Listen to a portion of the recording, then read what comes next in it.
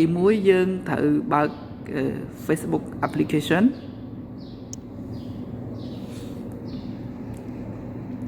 ចុចទៅលើពាក្យថា create new Facebook account បន្ទាប់មកចុចលើពាក្យថា next អញ្ចឹងត្រង់កន្លែងប្រអប់នេះwhat is your name នេះបានន័យថាតកតងទៅនឹងឈ្មោះ first name គឺយើងដាក់ឈ្មោះរបស់យើងមក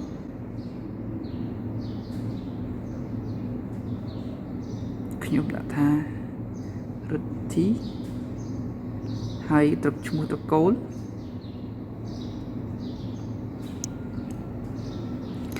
បាទ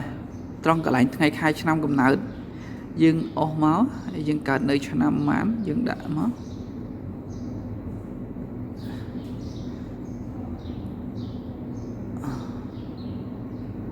បាទហើយថ្ងៃបើយើងអាចដាក់ថ្ងៃណាមួយមកខែអូខេបន្ទាប់មកយើងចុចទៅលើពាក្យថា next ណាប៊ូតុងពណ៌ខៀវនេះចុចលើវាមកហើយដំណាក់កាលបន្ទាប់យើងជ្រើសរើសភេទបាទបើយើងប្រុសយើងជ្រើសរើសភេទប្រុសមកហើយចុច next បន្តទៀតបន្ទាប់មកយើងវាបញ្ចូលលេខទូរស័ព្ទដៃនៅក្នុងប្រអប់មួយនេះ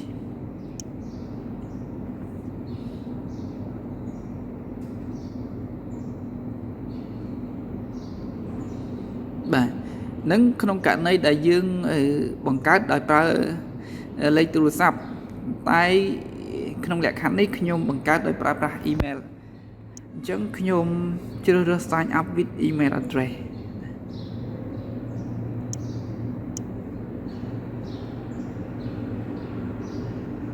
បាទអញ្ចឹងខ្ញុំបានបញ្ចូល email របស់ខ្ញុំ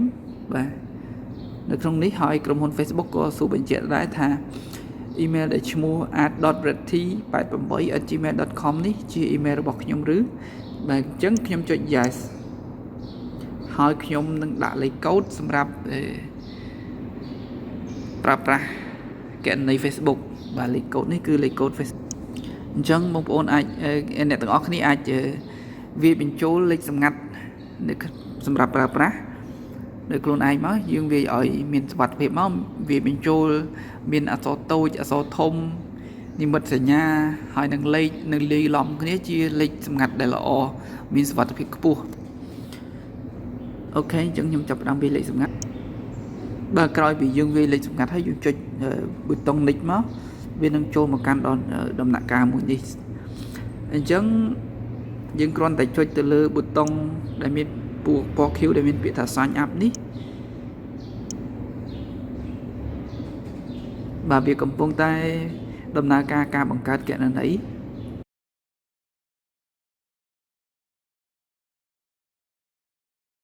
ក្នុងចំណុចនេះយើងគ្រាន់តែចុច save password មក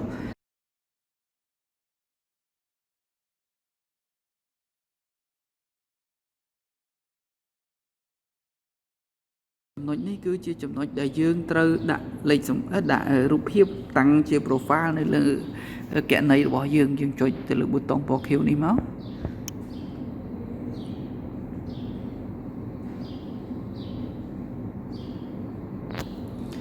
អូខេខ្ញុំចុចទៅលើរូបភាពរបស់ខ្ញុំមួយមកណាដើម្បីតាំងហើយខ្ញុំចុចទៅលើពាក្យថា done ខ្ញុំចុច save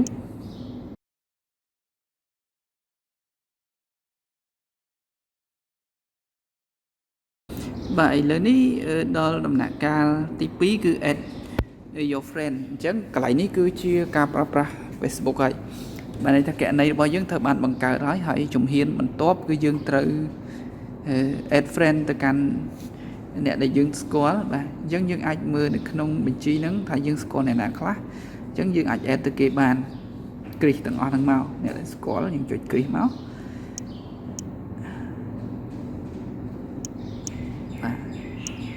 យើងអាចគ្រីសទៅអ្នកដែលស្គាល់ណាហើយបន្ទាប់ពីយើងគ្រីសរួចយើងចុចទៅលើពាក្យថា add friend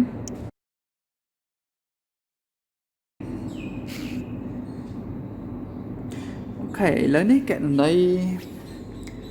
Facebook របស់ខ្ញុំត្រូវបានបង្កើតរួចរាល់ហើយបាទអញ្ចឹងខ្ញុំចូល profile របស់ខ្ញុំដើម្បីដាក់ cover បាទអញ្ចឹងនៅក្នុងនេះខ្ញុំចូលមកក្នុងគណនីរបស់ខ្ញុំហើយខ្ញុំចុចទៅលើ cover ហើយខ្ញុំរករូបភាពដែលយកមកសម្រាប់យកមកតាំងនៅលើ cover upload ក៏បានតែខ្ញុំយកនេះខ្ញុំយក artwork មកដែលគេ design មកមានច្រើនស្អាតដែរខ្ញុំយករូបភាពសັບតែម្ដងខ្ញុំចុច next ចុច save បាទវីដេអូនេះខ្ញុំបង្ហាញតែត្រឹមប៉ុណ្ណេះសិនតាក់ទងទៅនឹងរបៀបបង្កើតគណនីឥឡូវនេះយើងបង្កើតបានហើយចំណុចបន្ទាប់មកទៀតខ្ញុំនឹងបញ្យល់បង្ហាញបន្ថែមទៀតតាក់ទងទៅនឹងថាយើងគួរដាក់ព័ត៌មានអីខ្លះនៅលើគណនីរបស់យើងហើយកំណត់វាយ៉ាងម៉េចដើម្បីឲ្យមានសុវត្ថិភាព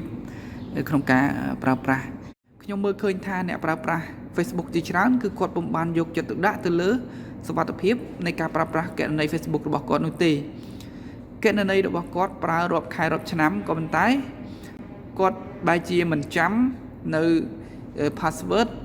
ហើយនឹង email ដែលយកមកបង្កើត Facebook នឹងហើយគាត់ក៏ពុំបានចាំនៅ password ដែលសម្រាប់យកទៅ login ចូលទៅក្នុង email របស់គាត់ដែរពេលដែលគាត់កំពុងតែប្រើគណនីរបស់គាត់ត្រូវបានគេលួចយកទៅប្រើប្រាស់ក្នុងករណីហ្នឹងគឺគាត់ចង់យកគណនីរបស់គាត់មកវិញគឺគាត់មិនអាចទាញយកបានទេហើយគាត់ឲ្យគេជួយអញ្ចឹងក្នុងករណីហ្នឹងគេក៏មិនអាចជួយយើងបានដែរពីព្រោះថាគណនីរបស់យើងគឺត្រូវការចូលទៅកាន់ email របស់យើងដើម្បី reset ដើម្បីដាក់លេខកូដសារថ្មីអញ្ចឹងក្នុងករណីហ្នឹងគឺមិនអាចយកមកវិញបានទេដូច្នេះចំណុចដែលសំខាន់បំផុតគឺយើងត្រូវតែចាំឬក៏កត់ទុកនៅ email ហើយនិង password របស់ email password របស់ Facebook account របស់យើងនឹងគឺយើងត្រូវកត់វាទុកដើម្បីស្រួលចាំនៅពេលណាមួយដែលយើងភ្លេចគឺយើងអាចយកវាមកវាបញ្ចូលឡើងវិញបានហើយចំណុចដែលពិសេសនោះគឺយើងត្រូវបង្កើតគណនី Facebook នឹងដោយខ្លួនឯងទៅ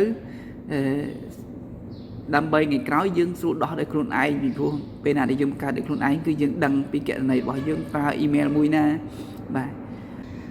អញ្ចឹងវីដេអូនេះខ្ញុំសូមស្លេះត្រឹមនេះសិនសូមអរគុណចំពោះការតាមដានហើយសូមកុំភ្លេចចុច Subscribe ទៅលើវីដេអូ Channel របស់ខ្ញុំបាទដើម្បីទទួលបានវីដេអូបន្តទៀតបាទសូមអរគុណសូមជម្រាបលា